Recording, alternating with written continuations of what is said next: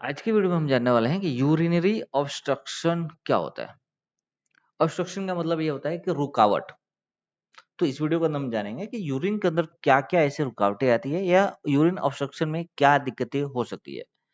As you know कि urinary obstruction also known as a obstructive of uropathy is a urological disease that occur when the urine flow is blocked in the urinary tract, and this blockage can be partially or anytime completely and your occur in the kidney, ureter, bladder or urethra.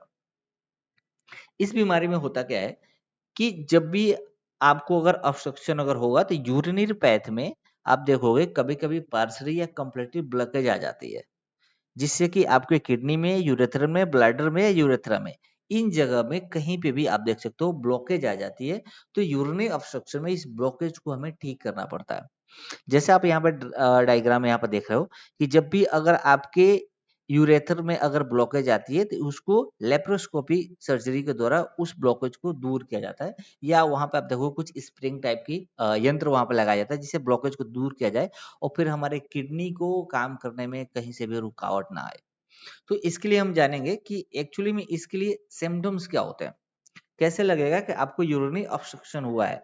तो आप देखोगे ना, difficulty starting urination, जब urine आप पास करोगे तो उस time पे आपको डिफिकल्टी होगी। साइड में जो आपके किडनी है उसके साइड में आप देखोगे दर्द महसूस होगा, दर्द स्टार्ट हो जाएगा उसमें। इंक्रीज या डिक्रीज यूरिन फ्लो, जब आप देखोगे नॉर्मली जब आप यूरिन पास करते हो एक फ्लो अलग होता है, लेकिन जब वहाँ पे आप देखोगे ब्लॉकेज आएगा ना तो कभी-कभी धीरे-धीरे यूरिन पास होगा या काफ़ी तेज़ी से हो सकता है।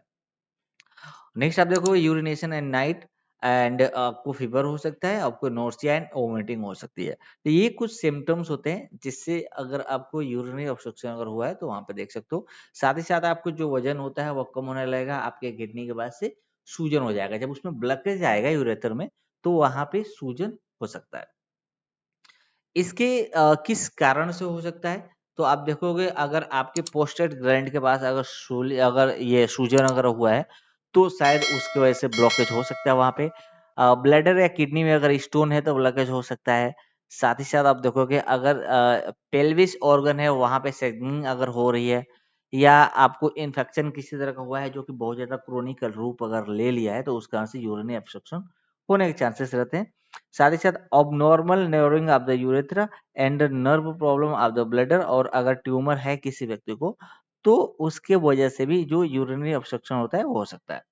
इसके ट्रीटमेंट के लिए हम क्या करते हैं कि जब भी इसकी ट्रीटमेंट होता है तो हमें मेजर करना पड़ता है और उस ब्लॉकेज को हमें निकालना पड़ता है या ब्लॉकेज को हमें ओपन करने की ज़रूरत पड़ती है।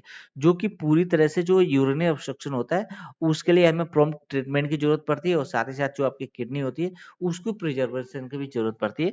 उसके रख-रखाव के लिए आपको जब भी अगर यूरिनरी ऑब्स्ट्रक्शन में अगर ब्लॉकेज अगर है, खास करके यूरेथ्रा में, तो उस ब्लॉकेज को निकालना बहुत ज़्यादा ज़रूरी होता है, नहीं तो फिर आपकी जो किडनी होती है, वो किडनी डैमेज होने के चांसेस फिर बढ़ जाते हैं। तो उम्मीद करता हूँ आपको समझ में आया होगा कि यूरिनरी ऑब्स्ट्रक्शन क्या होता है, इसके सिम्पटम्स, इसके कॉजेज़ क्या होते हैं, इससे हमें बचने के लिए या हमें अगर इसका प्रॉब्लम है तो कैसे समझ में आएगा।